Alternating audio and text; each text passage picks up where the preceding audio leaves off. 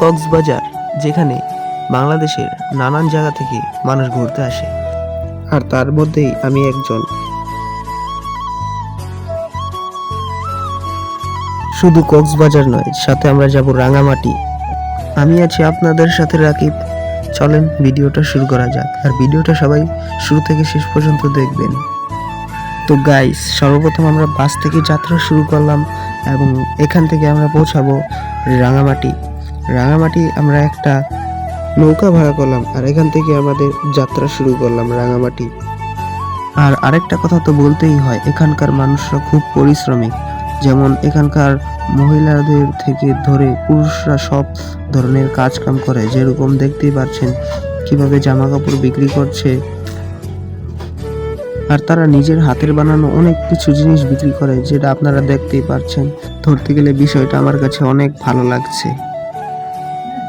আর guys, এখানে কাপড় চোপড়ের সাথে আপনারা অনেক ধরনের খাবারও দেখতে পাবেন, যেখানে যে এরকম চকলেট।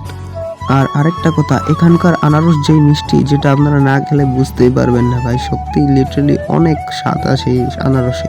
এখান থেকে আমরা রওনা দিয়ে ফেললাম আরেকটা পাহাড়ে যাব। সেই পাহাড় থেকে অনেক সুন্দর দৃশ্য দেখা যায়। তো আর বেশি দূর নাই, আমরা পৌঁছেই গেছি। তো গাইস, দেখেন আপনারা এই জায়গাটা কি সত্যিই অনেক সুন্দর? আপনারা কমেন্টে জানাবেন। আমার কাছে তো অনেক সুন্দর লাগছে এই জায়গাটা। আর এখান থেকে আমরা চলে যাব একটা পার্কে, যেই পার্ক থেকে অনেক সুন্দর সুন্দর দৃশ্য দেখা যায়। এখানে এসে একটু দোলনা চললাম, দোলনা চলার পর সেই দৃশ্যটার কাছে আমরা যাব এখন, যেটা আমি আপনাদের দেখাতে চাইছিলাম। তো গাইস দেখেন, এখানকার দৃশ্যটাও কিন্তু প্রায় সুন্দরই, অনেক সুন্দরই লাগছে আমার কাছে এই জায়গাটা। গাইস, এখান থেকে চলে যাব ডাইরেক্ট কক্সবাজার। আর গাইস, সত্যি বলবো, এখানে এসে আমি অনেক এনজয় করছি, কারণ এটা আমি ফার্স্ট টাইম আসছিলাম এক্সপিরিয়েন্স করতে, যে এখানে আসলে আসলে কিরকম লাগে। কিন্তু আমি বিশ্বাসই করতে পারিনি এখানে আসলে যে আমার অনেক ভালো লাগবে।